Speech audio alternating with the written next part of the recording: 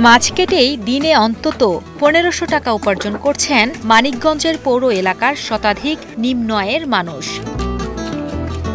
শহরের বিভিন্ন বাজারে সকাল থেকে রাত ১০টা পর্যন্ত ছোট থেকে বড় সব ধরনের মাছই কাটেন তারা। এভাবে শুধু মাছ কেটেই পরিবার নিয়ে বেশ সচ্ছলভাবে চলছেন এই শ্রমজীবীরা।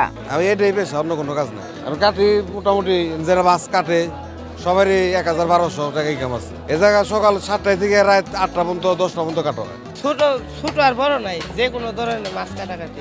এমনি পাবদা মাছ ৩০ টাকা কেজি, এই রুই মাছ কাতল মাছ ১০ টাকা কেজি। আমি কাজ করতেছি ৫ বছর ধরে। সারাদিন গেলাম ৮০০-১,০০০ টাকা ইনকাম হয়, এটাতে আমার সংসার চলে। মানিকগঞ্জ সদর উপজেলার মাছ কাটার সাথে যুক্তদের মধ্যে একজন মনির হোসেন, যিনি মাছ কাটার সাথে যুক্ত হওয়ার আগে পরিবার নিয়ে অনেক কষ্টে দিন পার করতেন।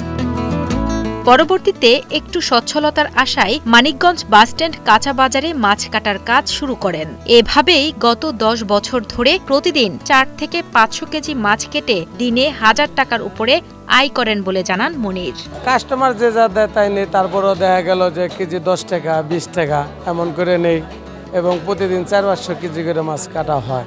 হ্যাঁ, চলে, এটা দিয়ে সংসার চলে। বোন আছে, বউ আছে, পয়পলাপান আছে। ছোট থেকে বড় সব ধরনের মাছই কাটেন তারা। প্রকারভেদে প্রতি কেজি মাছ কাটতে ক্রেতাদের কাছ থেকে ১০ থেকে ৩০ টাকা নেন। গৃহস্থালির কাজে সময় বাঁচাতে এভাবেই বাজার থেকে মাছ কেটে বাড়ি নিয়ে যেতে পেরে বেশ খুশি ক্রেতারাও। এই সার্ভিসটা আসলে আমাদের জন্য খুবই হেল্পফুল। আমাদের বাসা বাড়িতে বড় মাছ কিনলে পরে আমরা কাটার কোনো ব্যবস্থাই মূলত নাই।